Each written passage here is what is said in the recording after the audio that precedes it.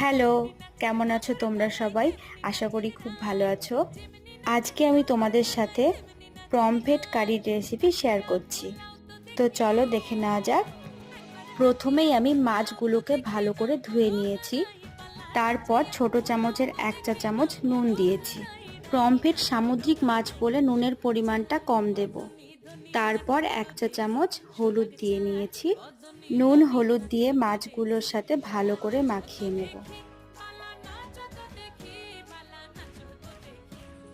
তারপর কড়াইয়ে সর্ষের তেল দিয়ে ভালো করে সর্ষের তেলটা গরম করে নেব।